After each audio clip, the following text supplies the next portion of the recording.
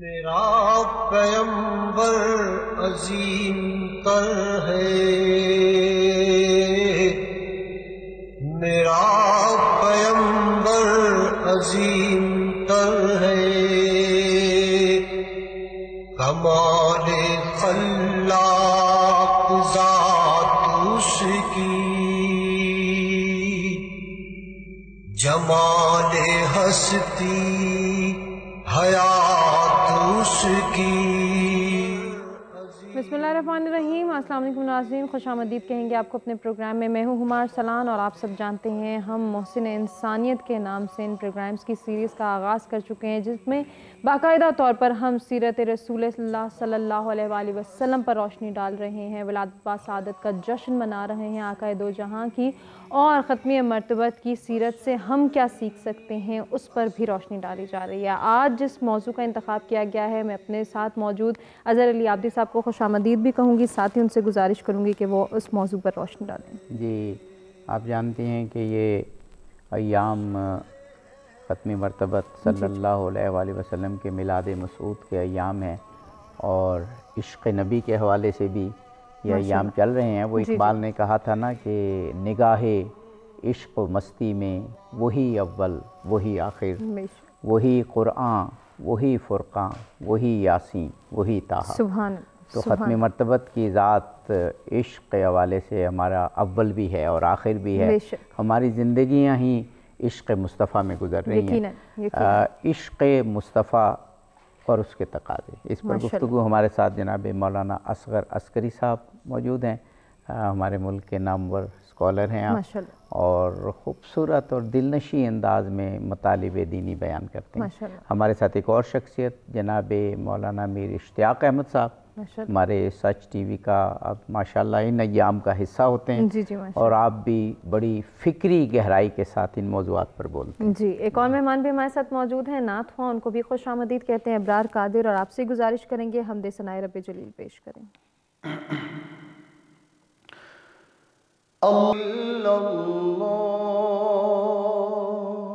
ماشاءاللہ، خوبصورت کلام، اور موضوع کی طرف آگے بڑھتے ہیں جناب مولانا۔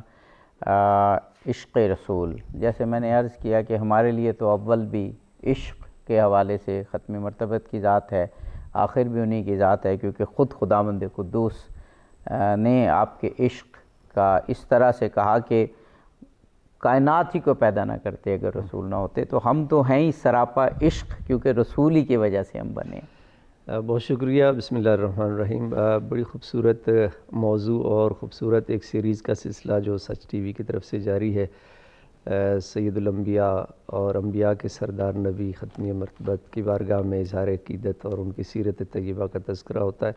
میں خراج تحسین پیش کرتا ہوں سچ ٹی وی کی پوری ٹیم کو، آپ احباب کو، کہ ایک خوبصورت پیغام جو ہے آپ کے اس پلیٹ فارم سے، آپ کے اس چینل سے پورے عالم اسلام کو جا رہا ہے۔ اور جو آپ نے بات کی ہے اور جس موضوع پر آپ نے آج کے اس پروگرام کا انعقاد کر رہے ہیں آپ، میرے خیال میں انتہائی خوبصورت عنوان ہے، خوبصورت موضوع ہے، عشق سید الانبیاء۔ اور جیسے آپ نے فرمایا کہ سب کچھ ہی پیغمبر گرامی اسلام کی ذات گرامی ہے، بعد از خدا بزرگ تو ہی قصہ مختصر، اور وجہ تخلیق کائنات رسول ہے، جس کے صدقے میں، جس کے نور بابرکت سے اللہ نے اس ساری کائنات کو سجایا ہے، اور اس کائنات کا ذرہ ذرہ اگر جلوہ گر ہے تو حضور کے اس نور کے صدقے میں ہے۔ اور سب سے پہلے کائنات میں جس ہستی کو اللہ نے خلق فرمایا، خود پیغمبر گرامی اسلام نے فرمایا کہ اول ما خلق اللہ نوری، سب سے پہلے اللہ نے میرے نور کو خلق فرمایا۔ تو اللہ کی جو نعمتوں کا، جو اللہ کے احسانات کا آغاز ہوا، وہ ایک سب سے بڑی عظیم نعمت سے ہوا ہے۔ اس مخلوقات تک اللہ اپنا فیض پہنچانے کے لیے جس ہستی کا انتخاب کیا، وہ سید الانبیاء کی ذات گرامی ہے۔ سید الانبیاء کے عشق کے حوالے سے جو آپ نے بات کی ہے، سید الانبیاء کی محبت کے بغیر نہ کسی مسلمان کا ایمان کامل ہے، اور نہ سید الانبیاء کے ذکر کے بغیر کوئی ذکر مکمل ہے، عبادت بھی ناقص ہے۔ اس عبادت جس میں حضور کا تذکرہ نہ ہو، حضور پر درود و سلام نہ ہو، وہ عبادت بھی ناقص ہے۔ وہ کہتے ہیں نا اگر اس میں خامی ہے تو سب کچھ نامکمل ایسے ہی ہے، بالکل ایسے ہی ہے۔ تو آپ نے جیسے ابتدا میں بات کی، ہمارا سب کچھ سارا سرمایہ جو ہے وہ حضور کی ذات گرامی ہے۔ وقفے سے قبل میر صاحب کو بھی شامل کر لیں، آپ سے گفتگو انشاءاللہ جاری رہے گی کیونکہ وقفے سے قبل تھوڑا سا وقت ہے۔ جی، اس موضوع کے حوالے سے آپ تمہیدی گفتگو فرمائیں۔ بسم اللہ الرحمن الرحیم۔ میں بھی اپنے پیشرو کی طرح آپ کو، آپ دونوں میزبانوں کو بھی اور آپ کے ادارے سچ ٹی وی کو بھی مبارکباد پیش کرتا ہوں۔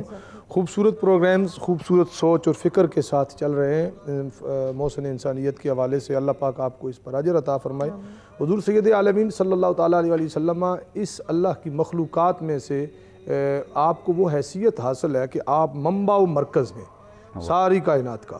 تو صرف انسانوں یا مسلمانوں کے لیے ہی نہیں بلکہ آپ محبوب خلق ہیں، محبوب خالق بھی ہیں۔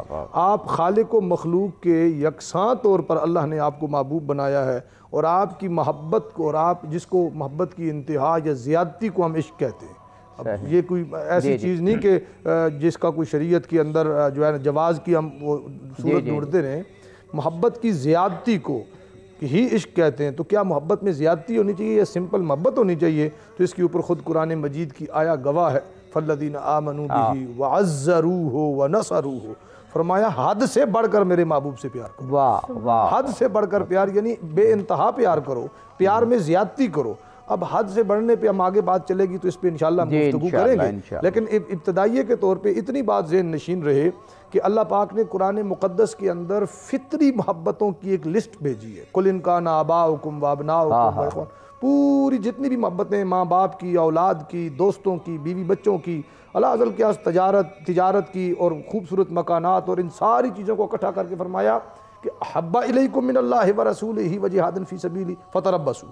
اگر یہ ساری محبتیں جو کہ فطری ہیں، انسان خود انہیں تکلفاً پیدا نہیں کرتا بلکہ اس کی جبلت میں یہ محبتیں ڈالی گئی ہیں اور موجود ہوتی ہیں، اور ان محبتوں کو ایک طرف رکھ کر اس کا کمپیریزن کیا اپنی اور اپنے پیارے محبوب کی محبت سے، اور اللہ کی راہ میں کوشش کرنے، سعی کرنے، جدوجہد کرنے کی محبت سے۔ تو ترجیح کس کو دی؟ وہ اپنی اور اپنے پیارے محبوب اور اس کے مشن کی محبت۔ سبحان اللہ۔ ناظرین، بریک کی جانب بڑھیں، بریک سے واپس آتے ہیں، گفتگو کے سلسلے کو آگے بڑھاتے ہیں۔ میرا پیمبر عظیم تر ہے، کمال خلاق ذات اس کی۔ میرا پیمبر عظیم تر ہے، میرا پیمبر عظیم تر ہے، کمال خلاق ذات اس کی، جمال ہستی حیات اس کی۔ جی ناظرین، پروگرام میں ایک مرتبہ پھر سے آپ کو کہیں گے خوش آمدید، اور ہم گفتگو کی جانب بھی بڑھیں گے۔ جی نبی کریم سے عشق اور اس کے تقاضے۔ جی جناب مولانا، گزشتہ گفتگو میں جو تمہیدی گفتگو تھی اس میں اگر کوئی نقطہ رہ گیا وہ بھی آپ بیان فرما دیجیے گا، اور پھر ہم آگے چلیں گے اور اس کے تقاضوں پر بات کریں گے۔ میں محترم نے بڑی خوبصورت بات کی کہ جو عشق جو ہے وہ محبت کی زیادتی ہے، اور ایک آخری حد تک محبت کو اس حد تک جانا ہے۔ اسی سلسلے کو آگے بڑھاتے ہوئے پھر آپ کے سوال کی طرف آگے یہ وہ اقبال نے بھی کہا تھا نا کہ عقل گو آستاں سے دور نہیں، مگر اس کی قسمت میں حضور نہیں۔ ایسے یقیناً ایسے عشق کا مقام جو ہے وہ بہت ہی بلند مقام ہے، جہاں عقل جو ہے وہ اس کی انتہا ہو جاتی ہے، وہاں عشق جو ہے اس کا سفر جاری رہتا ہے۔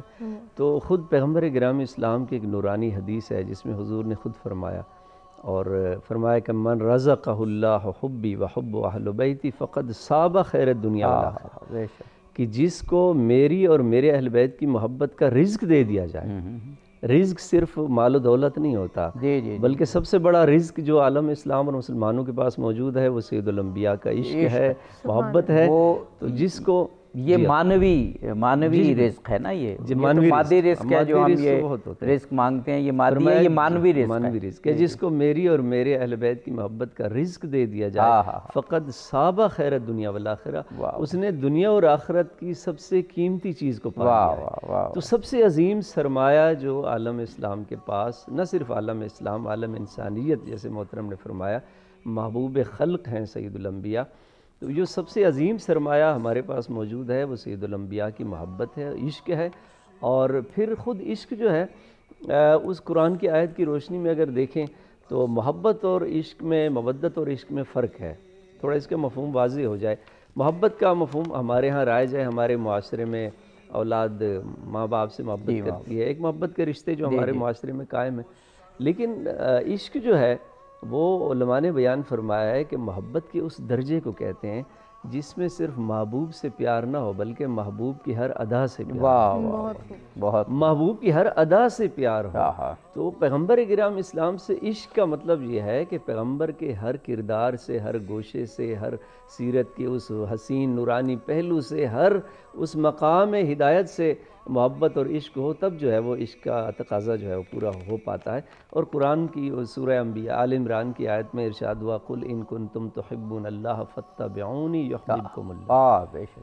خدا نے ارشاد فرمایا کہ اے ہمارے حبیب ان لوگوں سے کہہ دو اگر تم یہ دعویٰ کرتے ہو کہ تم اللہ سے محبت کرتے ہو تو پھر اس کی دلیل یہ ہے کہ تم میرے حبیب کی اتباع کرو. واہ، یعنی جو عشق کے تقاضوں میں جو سب سے پہلا تقاضا جو ہے وہ اتباع سید الانبیاء ہے. اس پہ مزید گفتگو انشاءاللہ جاری رہے گی.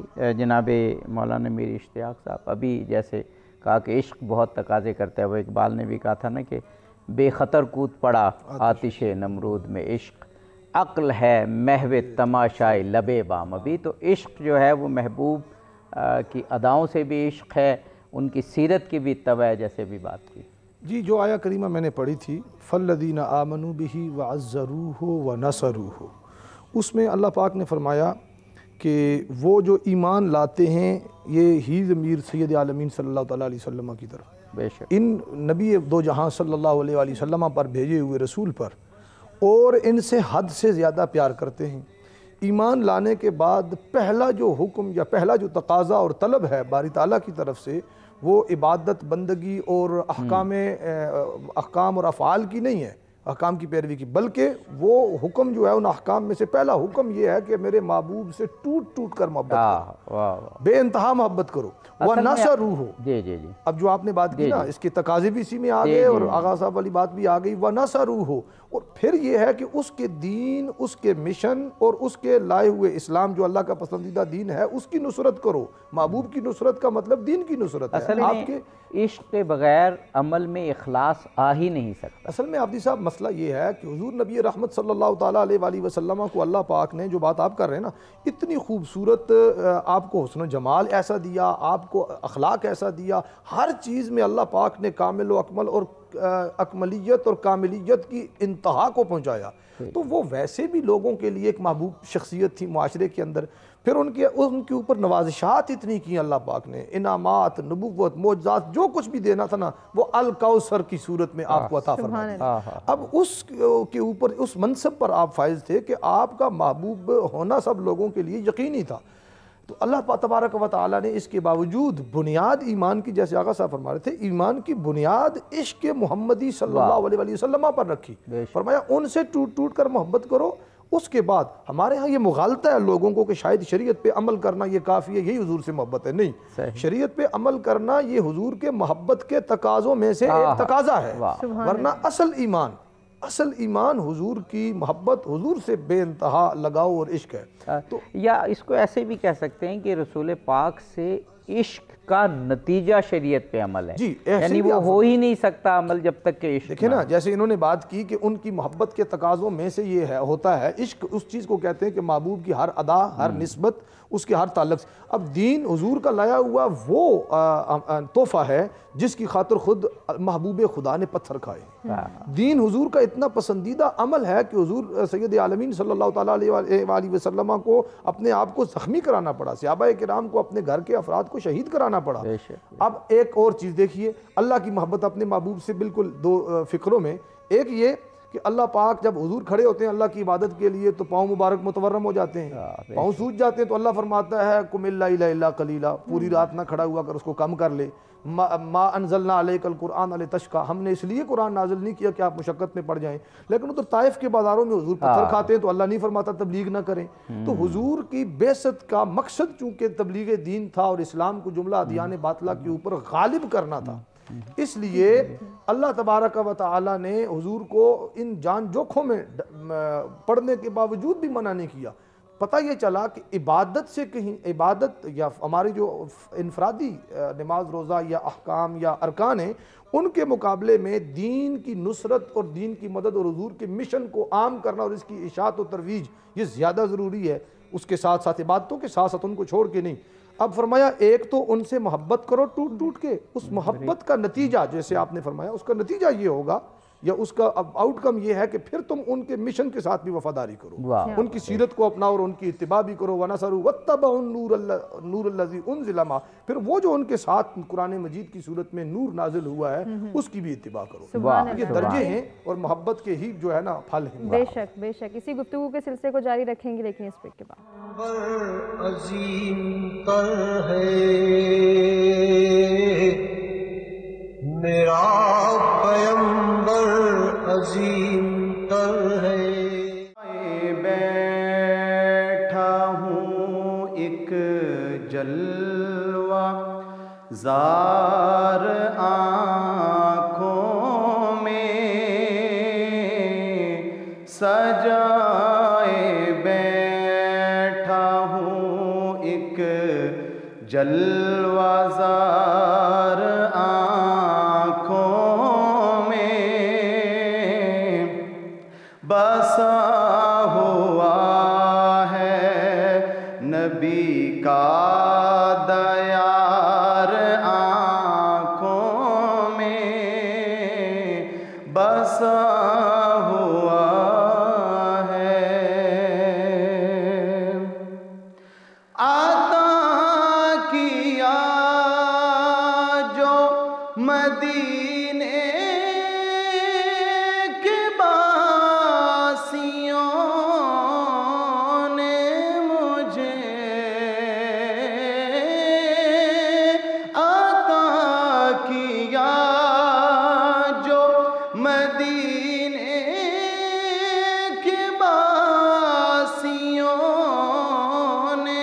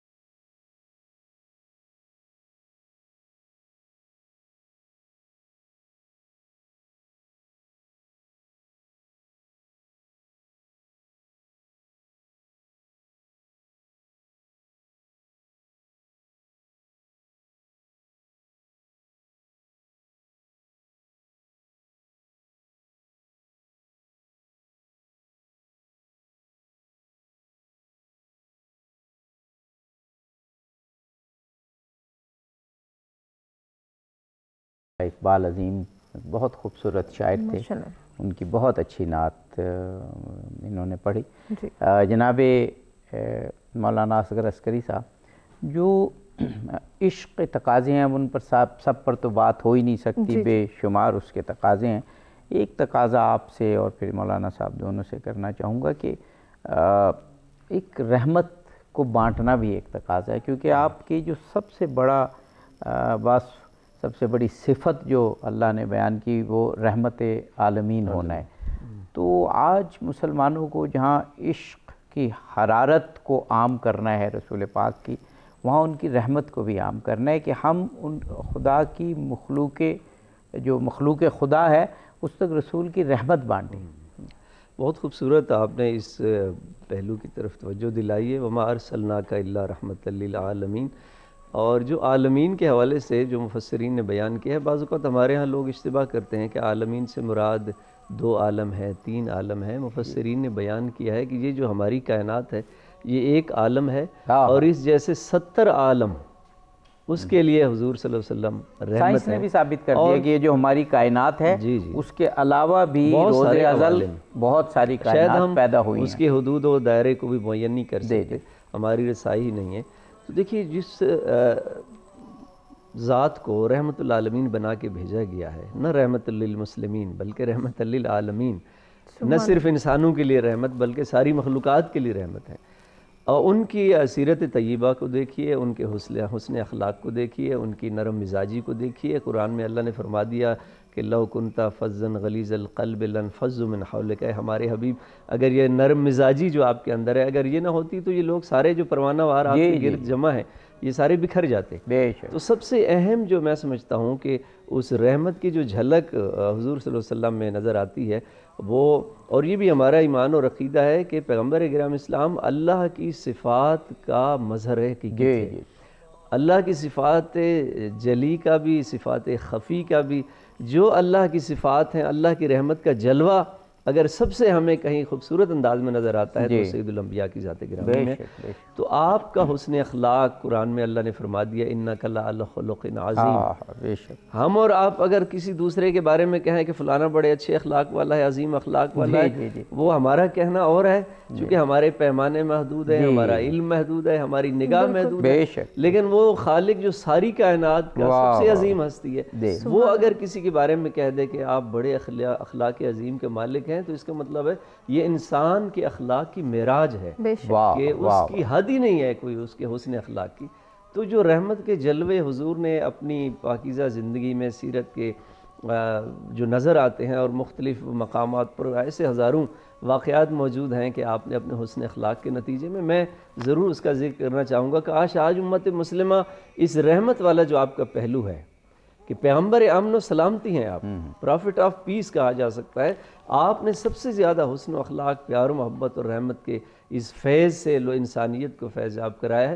آج امت مسلمہ ہمارے اندر جو تعصب کی دیواریں ہیں، جو نفرت ہے، جو ایک تحمل ختم ہوتا جا رہا ہے، رواداری ختم ہوتی جا رہی ہے، عشق تقاضے کے الٹ ہے، بالکل الٹ جا رہے ہیں، ہم دوسری طرف جا رہے ہیں۔ میں صرف ایک بات آپ کی اجازت سے مکمل کر لوں، دیکھیے میں اس کا ضرور ذکر کرنا چاہوں گا کہ جو خوشاب کے اندر جو واقعہ ہوا، اور میں سمجھتا ہوں کہ دیکھیے یہ نہ یہ سیرت طیبہ حضور صلی اللہ علیہ وسلم کا تقاضا ہے، نہ یہ قرآن اور دین کی تعلیمات ہیں کہ ایک بندے کو بغیر کسی ایسی چیز کے آپ اس کو نشانہ بنا دیتے ہیں اور اس کی زندگی کو ختم کر دیتے ہیں۔ تو حضور کی اصل میں ان نورانی جو سیرت کے پہلو ہیں ان کو اجاگر کرنے کی ضرورت ہے تاکہ آج امت مسلمہ کے درمیان وہ پیار کے رشتے جو ہیں اس کو زیادہ مضبوط بنانے۔ یہ میرا جو سوال تھا یہ تھا بھی اسی پس منظر میں۔ میں جناب مولانا میر اشتیاق احمد صاحب سے بھی کہنا چاہوں گا، دیکھیں جو رسول کریم کا رحمت والا پہلو ہے جو عام مسلمانوں کے لیے وہ تو ہے ہی، اس میں تو کوئی سوال ہی نہیں ہے۔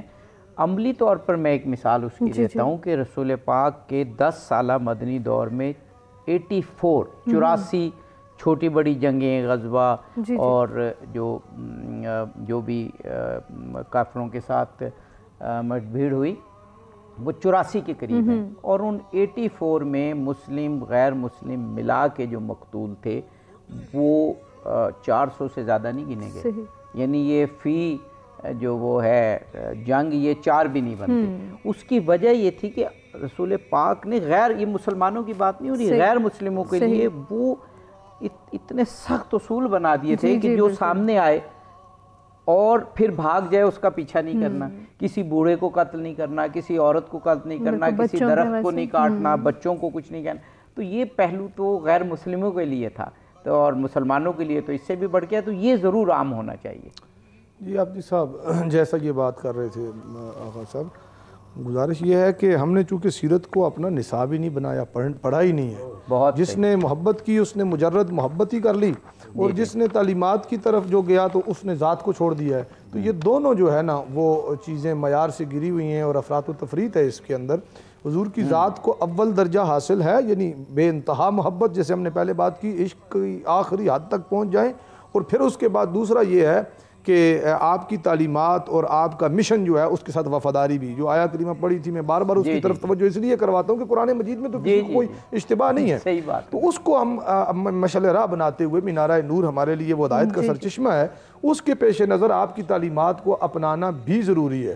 یہ آپ کی ذات سے محبت اس لیے کہ آپ کی وجہ سے ہمیں دین اسلام اور اللہ کا پتہ ملا ہے, اور آپ کی تعلیمات سے محبت اس لیے کہ ذات آئی ہی ان تعلیمات کے لیے ہے. یہ چیزیں آپس میں لازم و ملزوم ہیں. اب رہ گیا حضور کی تعلیمات کے اندر, آپ کی سیرت طیبہ کے اندر رحمت کے پہلو, تو وہ تو آپ کی ہر صبح ہو, آپ کا ہر عمل رحمت سے بھرپور ہے. کہیں عین جنگ کی حالت میں کوئی بندہ کلمہ پڑھ, جن حالات پہ آپ گفتگو کر رہے تھے ابھی, کہ کوئی بندہ عین حالت جنگ میں کلمہ پڑھ لیتا ہے تو صحابی پھر بھی اس کی گردن مار دیتا ہے. تو معاملہ نبی علیہ السلام کے پاس پیش ہوتا ہے, سرکار دو جہاں صلی اللہ تعالیٰ علیہ وآلہ وسلم اس سے پوچھتے ہیں کہ تو نے کلمہ پڑھنے کے باوجود اس کو مار دیا. تو وہ کہتا ہے جی اس نے تلوار کے ڈر سے پڑھا تھا, وہ تو ہمارے مد مقابل لڑنے کے لیے آیا تھا, مسلح ہو کے ہمارے اوپر اس نے چڑھائی کی تھی, تو ایسے لوگوں کو تو مارنے کا آپ نے حکم دیا ہے جو تلوار لے کے مقابلے میں آ جائیں. تو آپ نے فرمایا کیا تو نے اس کا دل چیر کے دیکھا تھا؟ تو نے اس کے قلب کو چیر کے دیکھا ہے کہ وہ اندر سے پڑھ رہا تھا یا باہر سے پڑھ رہا تھا؟ کلمے کا اس کو فائدہ ملنا چاہیے, کلمے کا اس کو جو ہے نا وہ اس کی بینیفٹ ملنا چاہیے تھا.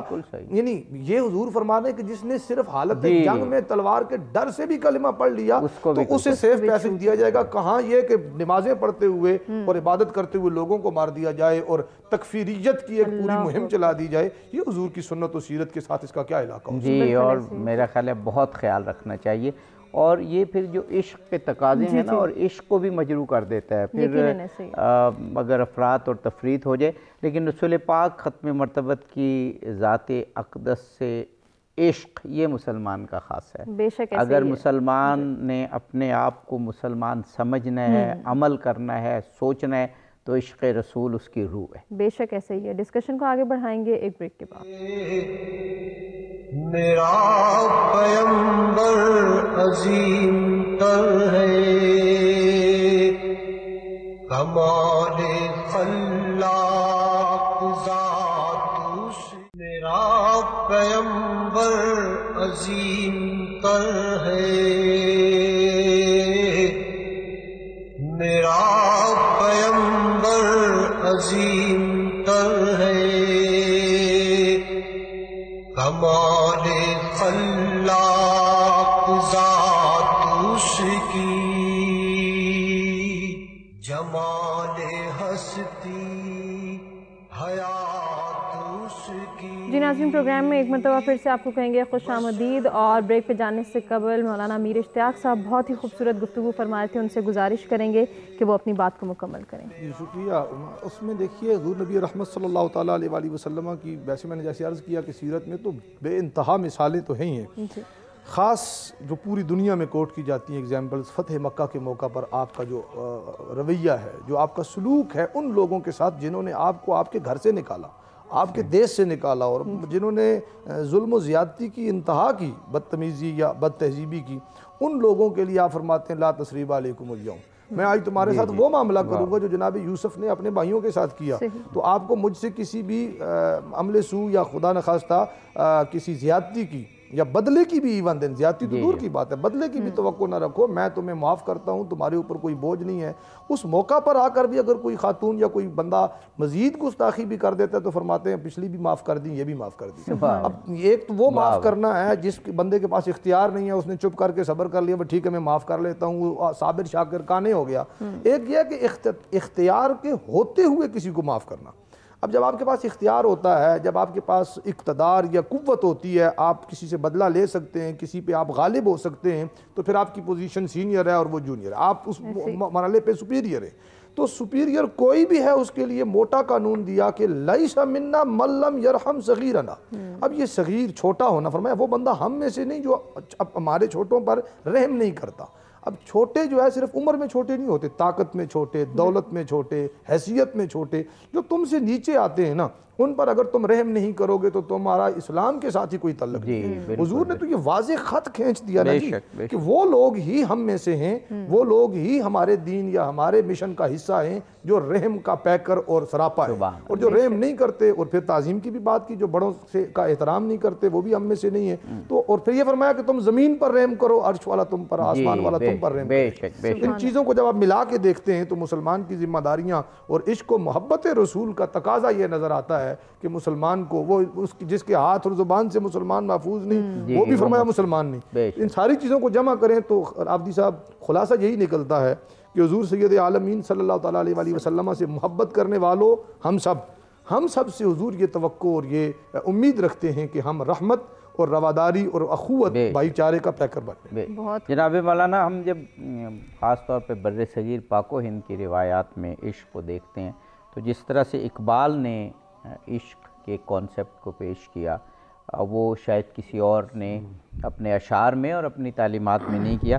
میں اقبال کا ایک شعر جو بڑا معروف ہے وہ پڑھ رہا تھا کہ قوت عشق سے ہر پست کو بالا کر دے، لیکن دوسرا مصرع بہت اہم ہے کہ دہر میں اس میں محمد سے اجالا کر دے۔ تو اس کا مطلب ہے کہ عشق کا لازمہ ہے کہ انسان کے جسم، انسان کی روح، انسان کے خیالات، انسان کے عمل سے یہ کائنات جگمگا جائے، اور جگمگانے کے لیے پھر بہت سی چیزیں ہیں جس میں علم بھی ہے، جس میں معرفت بھی ہے، جس میں عمل کی خوبصورتی بھی ہے، اور جس میں اخلاق کی خوبصورتی و پختگی بھی ہے۔ دیکھیے، آپ نے بڑی اچھی بات کی ہے، اور میں سمجھتا ہوں سید الانبیاء کی جو ذات گرامی ہے، بعض اوقات انسان عبودیت کے اس مرحلے پہ پہنچ جاتا ہے کہ دین اور اس کی درمیان کوئی تمیز نہیں رہ جاتی، بلکہ خود اس کی شخصیت، اس کے نور کا جلوہ، وہی سارے پہلو، نورانی پہلو دین ہی ہمیں نظر آتا ہے۔ اور یہی وجہ ہے کہ مجھے اقبال یاد آ رہا ہے، قاری نظر آتا ہے حقیقت میں ہے قرآن۔ بہت خوبصورت، اقبال نے واقعاً کمال کیا ہے اس میدان میں، اور خود پیغمبر یہ راز کسی کو نہیں معلوم کہ مومن قاری نظر آتا ہے، حقیقت میں ہے قرآن اور حضور صلی اللہ علیہ وسلم کا جو رشتہ ہے، جو تعلق ہے، وہ ایسا عظیم اور مضبوط تعلق ہے کہ اگر آپ قرآن سیرت طیبہ کو دیکھیں تو قرآن کو پڑھ لیں، اور اگر قرآن کی صورت کو دیکھنا ہو تو وہ سید الانبیاء کی زیارت کر لیں۔ یہ تعلق جو ہے بڑا عظیم، اور اس لیے شاید اللہ نے حضور کی ہر ادا کے بارے میں قرآن میں تذکرہ فرمایا ہے۔ حضور کے سینہ اطہر کو دیکھا تو کیا کہا، الم نشرح لک صدرک۔ حضور کے زلفوں کو دیکھا تو فرمایا والضحیٰ واللیل اذا سجی۔ چہرہ انور کی طرف نگاہ رب الجلیل آئی تو فرمایا والشمس وضحاہا۔ یعنی جس عمل، ہر وما رمیت اذ رمیت ولکن اللہ رمی، حتیٰ حضور نے جو کنکر اور پتھر اٹھا کے پھینکا ہے تو خدا نے آیت نازل کر دیا، ہمارے حبیب یہ پتھر تم نے نہیں پھینکا، یہ ہم نے پھینکا ہے۔ یعنی جو شخصیت، جو ذات خدا کے رضا میں، خوشنودی میں اس حد تک چلی جائے کہ اس کا ہر عمل اسے خدا اپنا عمل کہہ دے، اس کے ہر کردار کے پہلو کو اللہ اپنا عمل کہہ دے، تو میرے خیال میں وہی عشق کا یہ تقاضا ہے، آپ نے جو بات کی ہے۔ اور پھر یہ کہ ہم اپنے اعمال کو اس رنگ میں رنگیں، اس رنگ میں رنگیں، یہ تقاضا ہے۔ اور جو ہمارے محترم اشتیاق بھائی جو فرما رہے تھے قادری صاحب کہ دیکھیے عشق جو ہے اسی میں سب کچھ آ جاتا ہے۔ جب آپ کسی شخصیت سے، کسی باکردار شخصیت سے عشق کر رہے ہوتے ہیں تو پھر وہ سارے جو اس کے پہلو ہیں وہ بھی آپ کے ذہن میں ہوتے ہیں، اور آپ آٹومیٹکلی اس کے راستے پہ چلتے ہیں، اس کے مشن کے ساتھ آپ وفادار بھی ہو جاتے ہیں، اور جو اس کا پیغام ہے، جو اس کا مشن ہے، اس کو آگے بڑھانے میں کردار بھی ادا کر رہے ہوتے ہیں۔ تو محبت جو ہے نا، جو عشق ہے، وہ بنیاد ہے دین کی، اسلام کی روح ہے، سارے اسلام کی روح اگر کسے کہا جا سکتا ہے تو وہ محبت اور عشق محمد و آل محمد ہے، اور اسی میں ہی پھر وہ کردار اور وہ عملی جو سیرت ہے اس کی طرف۔ کیا بات ہے۔ اگر آپ اجازت دیں تو بریک کی جانب بڑھنا ہے، لیکن بریک پہ جانے سے قبل ابرار قادری سے ہم گزارش کریں گے کہ وہ بارگاہ رسالت مآب صلی اللہ علیہ وآلہ وسلم میں ہدیہ نعت پیش کریں۔ اپنے دامان شفاعت میں چھپائے رکھنا، اپنے دامان شفاعت میں چھپائے رکھنا، میرے سرکار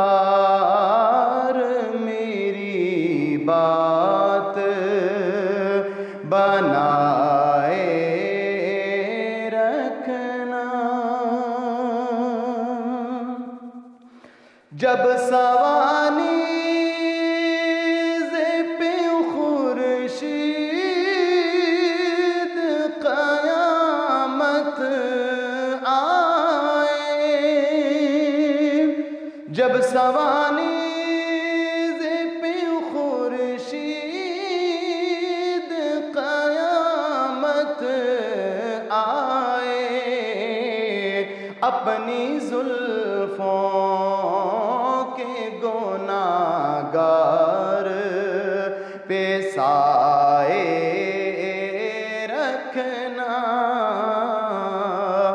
اپنی زلفوں کے گناہگار پہ سائے رکھنا،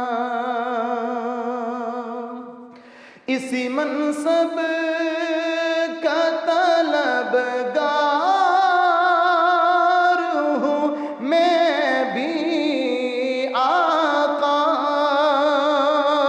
اسی منصب کا طلبگار ہوں میں بھی آقا، خاک ہوں میں مجھے قدموں سے لگائے رکھنا، خاک ہوں میں مجھے قدموں سے لگائے رکھنا، میرے سرکار میری بات بنائے رکھنا، اور آپ یاد آئے تو پھر یاد نہ آئے کوئی، آپ یاد آئے تو پھر یاد نہ آئے کوئی، غیر کی یاد میرے دل سے، میرا پیمبر عظیم تر ہے، میرا پیمبر عظیم تر ہے، کمال خلاق ذات اس کی،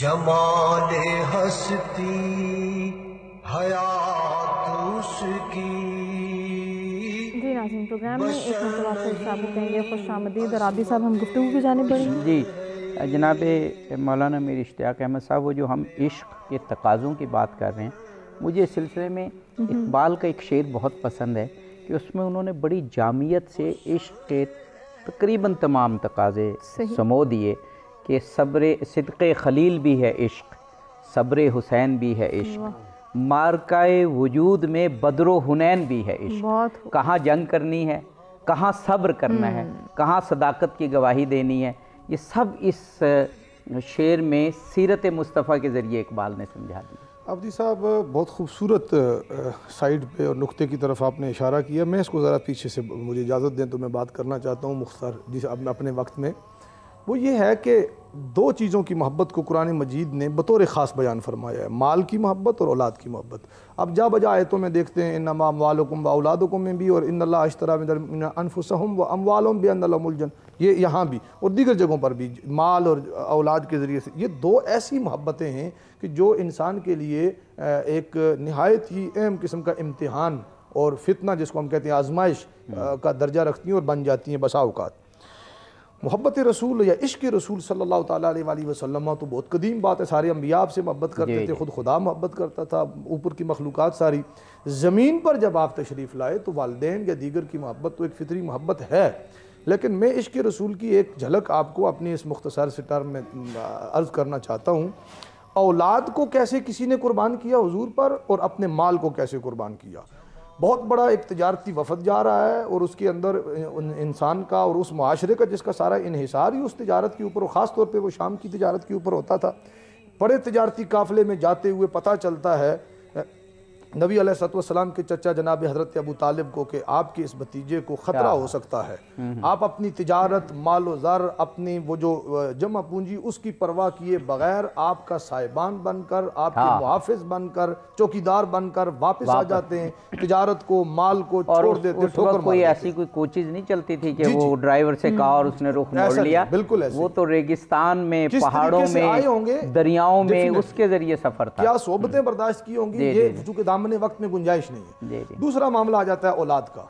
रात को जब वो सैयद आलमीन सल्लल्लाहु अलैहि वसल्लम को सुलाते हैं तो कभी अपने एक बेटे को उठा के उधर, सरकार को इधर कर देते हैं, कभी दूसरे बेटे को उधर कर देते हैं, यानी सरकार को किसी किस्म का कोई नुकसान ना पहुंचे। अभी आपका बचपना, ये अवाइल उम्र है, अपने बच्चों की कुर्बानी देने के लिए अबू तालिब तैयार रहते हैं और सरकार को किसी किस्म की गजंद पहुंचे इस बात की फिक्र नहीं करते। फिर माल का मामला आता है हुजूर की, ये तो था आपकी ज़ात के साथ वाज़र हो व नसर हुआ की बात आती है तो नुसरत इस्लाम में भी पहला नंबर अबू तालिब का है। बेशक नुसरत इस्लाम में लगता है ये जो आपने आयत पढ़ी इसकी तफसीर के अव्वलीन मिसदाक हज़रत अबू तालिब क्या कहने, आपने सबसे पहले अपना माल खर्च करके बहुत बड़ा जलसा या एक इकट्ठ मुनक़िद किया अपने दर दौलत पर, अपनी इज्जत, अपनी शोहरत, अपना सोशल स्टेटस, किसी चीज़ की परवाह किए बगैर अबू तालिब ने नबी अलैहिस्सलाम को प्लेटफार्म मुहैया किया।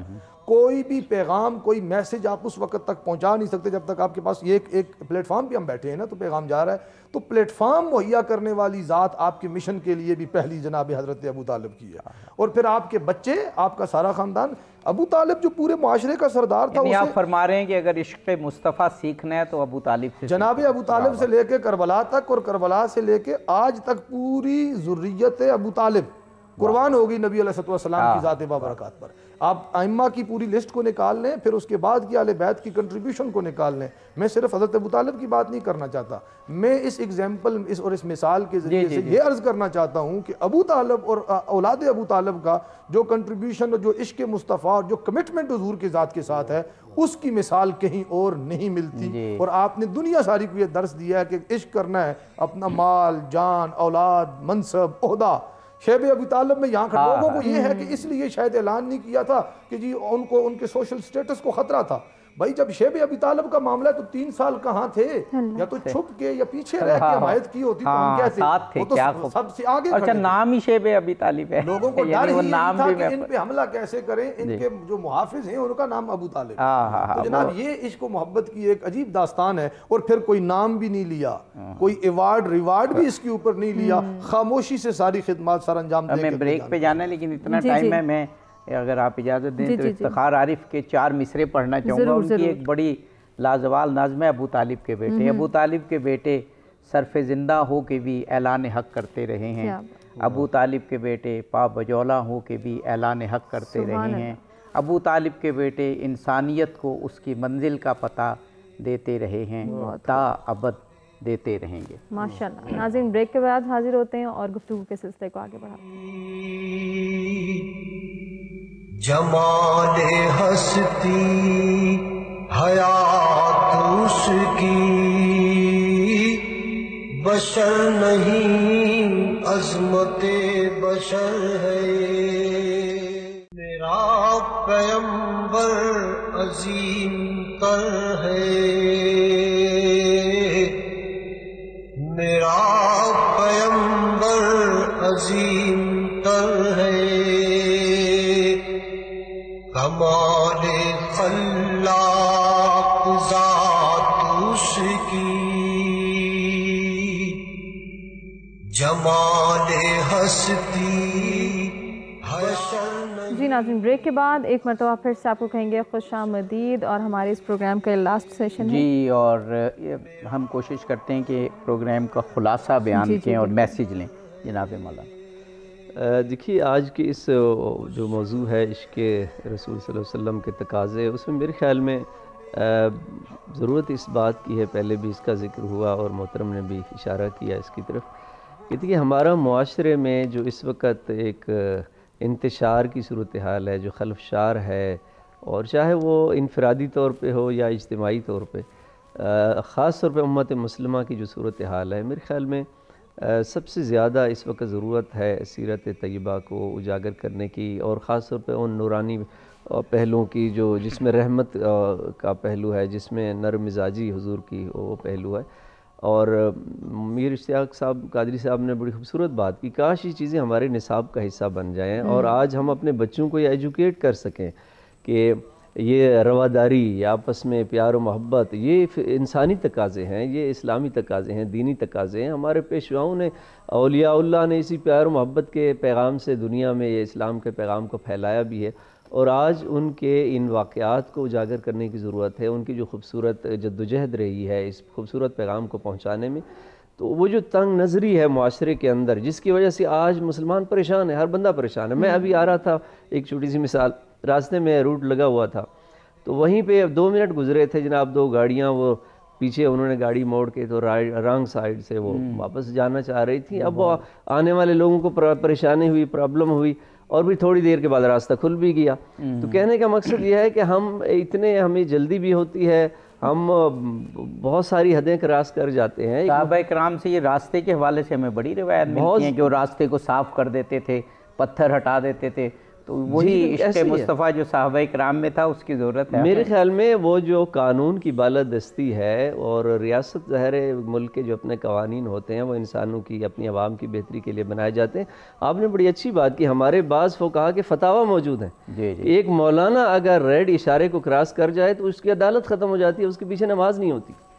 اس کی وجہ یہ ہے کہ انبیاء علیہ السلام کی بنیادی تعلیمات کا مقصد کیا ہے کہ معاشرے پر ایک انسانی بہتری کے لیے جو قوانین بنائے گئے پر عمل درآمد اس کی امپلیمنٹیشن. مجھے معلوم ہے اس پر آپ مزید کچھ کہنا چاہتے ہیں لیکن وقت ختم ہو گیا. انشاءاللہ آئندہ پروگرام میں آپ ایسی شخصیات سے استفادہ کریں گے. آپ کے لیے بھی 1 منٹ. آپ نے جاتے جاتے بات کی نا کہ صحابہ کرام راستے سے یہ کٹاتے تھے، تو ایک مثال ہم نے حضور کے گھر سے عرض کی، اور ایک مثال بہت جلدی سے میں آپ کی امت سے عرض کرنا چاہتا ہوں کہ عشق کی اپنے اپنے درجات امت کے اندر بھی، لیکن سیدنا صدیق اکبر رضی اللہ تعالیٰ عنہ نے کیا خوبصورت پیغام دیا ہے کہ نماز کی حالت میں کھڑے، حضور کسی جگہ جھگڑے کا فیصلہ کرانے گئے، تاخیر سے واپس ہو گئی آنے میں، تو جماعت منعقد ہو گئی. صحابہ کرام نے صفیں توڑ دیں، ہاتھوں کے آوازیں نکالی کہ امام کو متنبہ کیا کہ سرکار تشریف لے آئے ہیں. اب یہ اللہ کا حق ہے، عبادت اللہ کی ہے، نماز جیسی عبادت ہے، اس کے اندر حضور کے ادب کو کس طریقے سے صحابہ کرام وہ اجاگر کر رہے ہیں اور ہم تک پیغام پہنچا رہے ہیں. اور صدیق اکبر جب پاؤں پیچھے کھینچنا شروع کیے تو سرکار نے منع فرمایا، یہ اشارہ فرمایا کہ کھڑے رہو، وہ پھر بھی پیچھے آ گئے. اب ایک طرف تعلیمات ہے، ایک طرف ذات ہے، ایک طرف مشن ہے، ایک طرف حضور کی اپنی ذات ہے. نماز کے بعد سرکار جانتے تھے کہ میرے ادب کی وجہ سے پیچھے آئے، پھر بھی سوال کیا کہ تجھے میں نے اشارہ بھی کیا پھر بھی تو پیچھے آ گیا. بظاہر یہ حکم عدولی ہے، لیکن آپ نے عرض کیا ابو قحافہ کے بیٹے کی یہ جرت کہاں کہ نبیوں کا سردار پیچھے کھڑا اور میں مصلی پہ کھڑا ہو جاؤں. یہ آپ کا عمل سیدنا صدیق اکبر کا میسج دیتا ہے قیامت تک کے مسلمانوں کو کہ ہر عبادت، ہر حکم الہی پر مقدم ہے ذات مصطفیٰ. پہلے ان کی ذات سے وفاداری ہوگی تو اعمال کی بھی کوئی حیثیت بنے گی. اور حضور نے خود اپنی زبان مبارک سے میسج کے طور پہ ارشاد فرمایا کہ راستے سے تکلیف دہ چیز کو ہٹانا بھی ایمان ہے. یہ بھی ایمان کے شعبوں میں سے ایک شعبہ ہے. ہمیں ان ساری تعلیمات کو یکجا کر کے حضور کے ساتھ وفاداری کا عہد بھی کرنا ہے. اور اس ربیع الاول کے خوبصورت دنوں میں اگر ہم یہ تجدید عہد کر لیں اور ارادہ کر لیں کہ انشاءاللہ آپ کی ذات سے والہانہ محبت کے ساتھ ساتھ آپ کے مشن اور تعلیمات کو بھی سینے سے لگائیں گے، دنیا جنت بن جائے. بہت شکریہ جناب مولانا اصغر عسکری صاحب آپ کا، اور جناب مولانا میر اشتیاق احمد صاحب آپ کا. اور اب ہم بالکل اختتام کی جانب بڑھ رہے ہیں. ناظرین جاتے جاتے ابرار قادر سے گزارش کریں گے کہ وہ اختتامی کلام پیش کریں.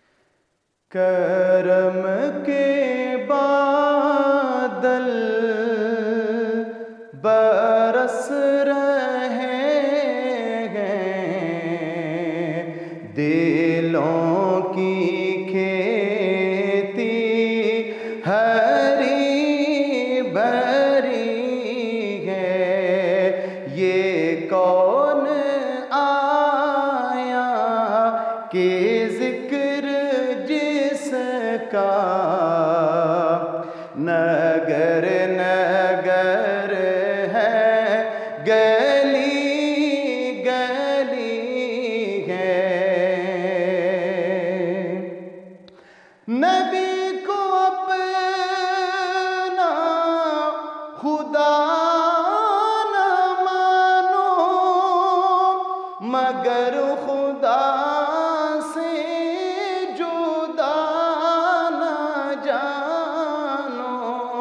یہ اہل ایمان کا ہے عقیدہ خدا خدا ہے، نبی نبی ہے، یہ کون آیا کہ ذکر جس کا نگر نگر ہے، گلی گلی ہے، اور دیے دلوں کی جلائے رکھنا، نبی کی محفل سجائے رکھنا، جو راحت دل سکون جاں ہے، وہ ذکر ذکر محمدی ہے، یہ کون آیا کہ ذکر جس کا